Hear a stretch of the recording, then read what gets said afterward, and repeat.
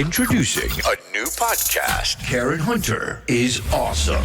If you like me on SiriusXM Urban View Channel 126, you're gonna love me. And Karen Hunter is awesome. Hey, this is Karen Hunter, host of the Karen Hunter Show on SiriusXM's Urban View. Karen Hunter is awesome is an actual podcast to bring heat and energy and knowledge and power. A 1-2 punch that I don't think you get anyplace else. Tell the truth. So check out the podcast wherever you get your podcast. You will not be disappointed. Karen Hunter is awesome. A new podcast from Karen Hunter. I was also watching before I came on Yellowstone. I'm trying to catch up because people are spoiling the thing with the finale.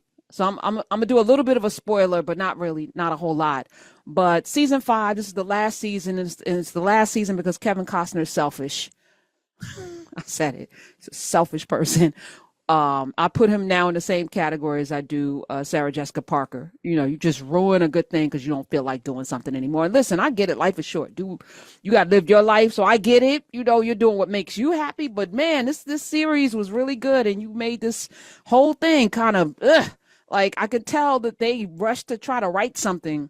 And it's not the vision that I'm sure Taylor Sheridan had for how this thing was going to end. But I also see how he's going to spin himself off into something, which, hey, do that, sir. But there's in this particular season 5, episode 13, I'm not at the finale yet. Jamie, who is raised in the household of the Kevin Costner character, who this season, this is the spoiler, was killed, but that was episode 1, so of this season, who was killed, death by suicide, they said, but then it's been found that no, we know that somebody did that to him. Right. And Jamie, who is the son, but not by blood, but, you know, the covenant, had nothing to do with it, but then everything to do with it.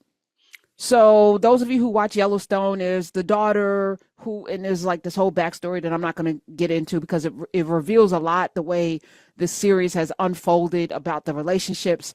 But she is like on a warpath. And Jamie is scared because he's attorney general. Kevin Costner's character is the governor. He's now dead. They're blaming him because the woman that was responsible is now dead. This high-powered person, because they want the land. It's all about power and the land that y'all all stole to begin with. And we could argue that the Native Americans let them have. Now I'm like, BS. They don't want this the way it went down. That said, this particular episode, it's all coming to a head and Jamie's scared. So he goes to the house of the woman who was brought in last season to put him in a position to be governor. She's a high-powered PR operative, and they had sex and had a baby, but they broke up. But he comes to her because he wants her opinion to help him out of this mess, because it's a mess. The TV news people, lazy asses, finally got fed the story, because you know they get fed stories and they're putting it all out that Jamie might have had some connection. He slept with this woman and blah, blah, blah. So he comes to her house and he's like, what should I do? You know, he's at his wit's end. What should I do? So she's sitting there and she's appalled by his behavior. She's like, he is horrible. Did you have something to do with his death? And he was like, no. And he's lying. No. And did you know she did it? Well, after the fact. And so you could tell she's disgusted by him. And then something flips and she gets up and she says, the only reason I'm going to help you is because we share a child and your legacy is that child's legacy. And I said, is that why we're here right now in this mess? People protecting a legacy of horrible people? Is that how we got here? And the advice she gave him was masterful. It was, you know, go out and lie, lie bigly, lie with passion, disinform, misinform, do it with strength. Say you're going to go find the killer. You're going to not rest until, and I said, damn, this is exactly how it goes down. But it made me ask a question about people. And I really don't want to get racial, but I will. I have to because I don't know. Do black people do this? Are y'all, and I need to be, I need to be corrected if I'm wrong on this, but I was wondering, how do so many white women vote against their interests, but they're not. They're voting for their legacy.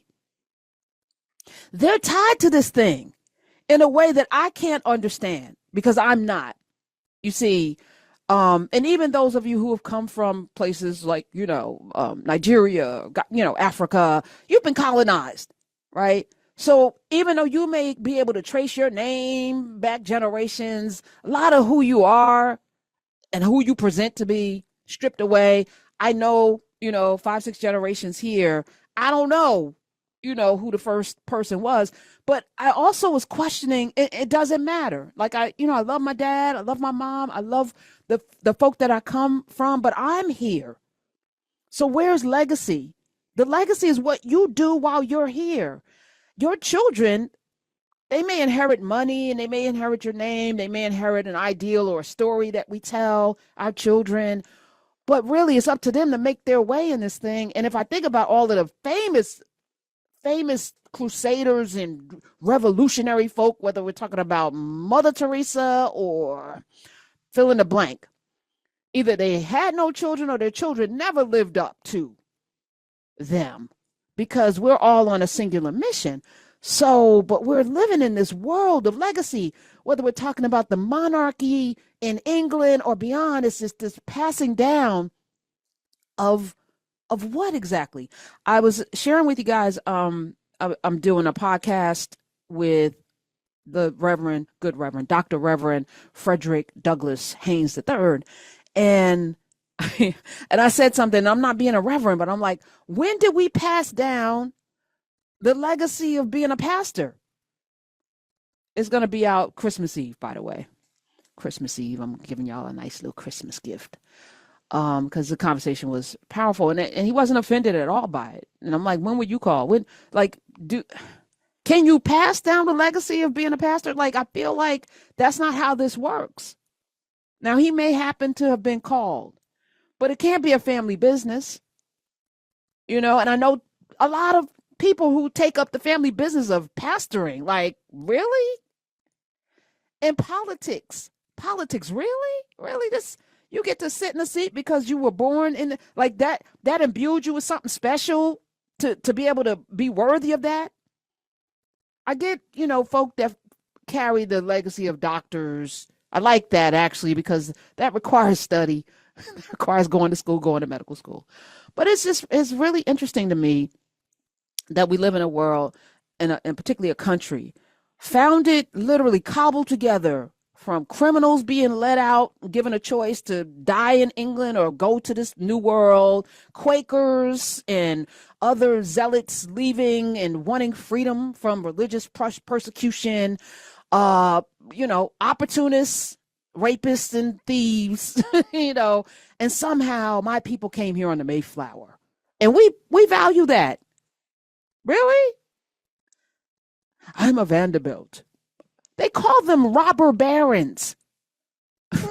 Rockefeller's name is everywhere. So there's, just because of the name, what's in a name? A rose by any other name will smell as sweet. What's in a name? Why do we put so much value in this thing to the point that we will vote against, not just vote against move against our interests, move against the interests of humanity?